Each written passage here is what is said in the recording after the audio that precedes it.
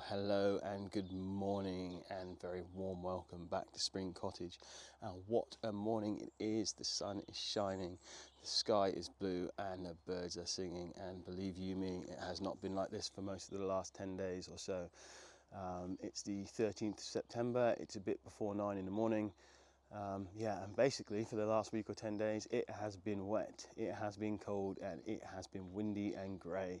Definitely autumn, so this is a real treat and seemed like the perfect opportunity to have a little wander around Spring Cottage here and show you what I've been up to and what's been going on. So let me just spin the camera around and let's see what we got. Well, that's my ever-growing tyre collection. Hasn't probably grown much since I last filmed it, but there's a lot more tyres around here to be looking at. I think I counted up to around 20 yesterday. But so I've finally tidied up this side of the house where I usually park the van, which is now very heavily in shadow at the moment, so you probably can't see too well, but hopefully that will tidy up. I got some plants from the garden centre to add a bit of colour. But yeah, I cleaned all of this out, got rid of all the junk and made a nice little border. It's just a really good way of using up a lot of the stone that I've got here that I don't know what to do with. Got the other Belfast sink out, but I think I need to do something about putting a hole in it because it's definitely holding a bit of water. That was quite a bit of work to get that all done, but it just makes the place feel so much nicer and more homely as you come around the drive, because essentially this is the first part of the house you see as you as you drive down the drive and you come around the last corner. This is the first bit of the house you see, so yeah, it's using up a lot of birds with one stone, using up the stone, making it feel nicer, making it look nicer, the first thing you see. So yeah, I'm really happy with that. Talking of this driveway though, I did manage to get my first proper casualty on the van. I usually scrape the van somewhere, but yeah, I did that yesterday, getting a bit overconfident. I don't know how well that'll come across in the camera, but that's quite a little gouge. I'll have to get some primer on that before it starts to rust. So yeah, I did that and then put quite a lot of effort into getting this clear around here. So I must have done at least 5 or 6 dumpy bags to the tip of taking away some of this vegetation.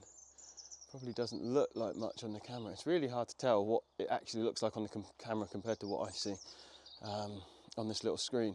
But this place is so much more open. Again, the sun is shining, so I don't know if there might be a bit too much glare. But yeah, this has just completely transformed it. The last time I filmed an update, if I was sat here, I was sat underneath loads of vegetation, and now it's about as open as I can make it for the time being. I've exposed the tractor, which has been a big goal of mine. It is a Fordson Dexta, and more on that coming up. But she is free to a good home if you want it and you reckon you can move it. Come fill your boots. I've also done several scrap runs.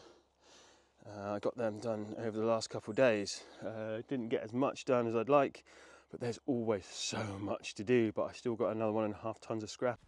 So I just need to pause the video very briefly here and just give a massive shout out to my work for letting me borrow the truck once again to get even more scrap out. So I'm going to give a good plug here now. That's GK Construction, basically for any of your construction needs in Cornwall, and I'm going to put the website up on the screen now, so go and have a look. About a rough price of, I think it was 180 odd pounds. So that puts my scrap total up, I think, to about 330 now. So that's definitely going to cover the cost of the shower when I get round to putting in, but I won't lie and think it's going to be a struggle to get my shower and cabin in before winter, but we will see how we go. You can almost see our Land Rover now, which will also be free to a good home when the time comes. So again, if you think you can move it, we'll have to talk. There'll be an email on your screen right around now. But bear in mind that the access to this place is not very good. It's not like you can just bring a flatbed and a high-ab down here. But yeah, if you think you can move these things and you want them, you come and grab them. A window into one of my sheds. I'm not sure if any of this has been shown yet, but there we are. Can't really do much about them until I've got room to get a skip or something in. So as we come down, I did cut this was some time ago. I'm not sure if I've got footage. I think I have. This tree that was down in the middle, if you watch the first video, this tree was down in the middle of the path.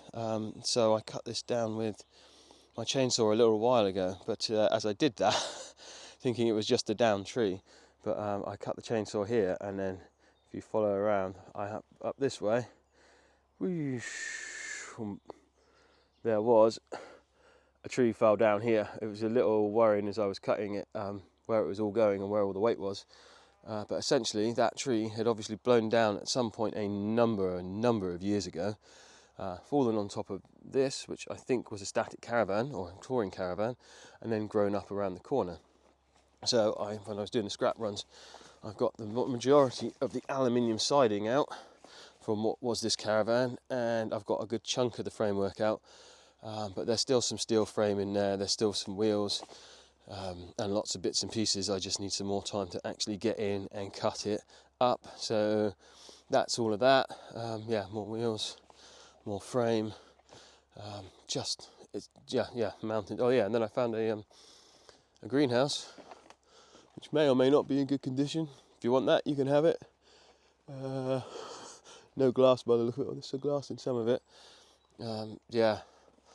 So hopefully, at some point very soon, I'm going to start clearing down here properly and take some of these trees out. I was going to put my cabin further down this end, past that yellow box there, but actually looking around, it mightn't be a bad spot to build the cabin here-ish if I can get it clear. But either way, I need to get the chainsaw down here and get some work done. But that's all to come. There's a lot of flies down here. Wow, go away. So that's kind of where I'm at the moment. Still lots to do, but I have been making progress as and when I can. I don't get down here really more than once a week. Sometimes it's once every couple of weeks. So progress is happening and I'm doing what I can, but it isn't super quick. Let's cut to a quick video on the tractor if we want to get a closer look on the tractor. So we're going to do that now, and I'll go and sit down and have a cup of coffee and get back to you in a second. And I just uncovered the tractor. I did think I'd filmed that, but someone forgot to press record. But there we are. No big deal. But here we are. This is the second version of the big reveal. It is a Ford, which I thought it might be because it was blue. Zoom out a little bit. There she is. Definitely seen better days. Definitely seen better days. But she is free to a good home. If you like restoring vehicles, or tractors specifically, and you fancy a challenge, I would definitely say this is right up your street. Wow. I imagine I'm going to get this cut up with a gas torch and scrapped. But no joke, if you want it, if you fancy it. So Fordson, here we go, see if I can get it. Fordson Dexta. Oh, no, sorry, Fordson Dexta, not extra, D-extra, Fordson Dexta. I guess that is supplied by I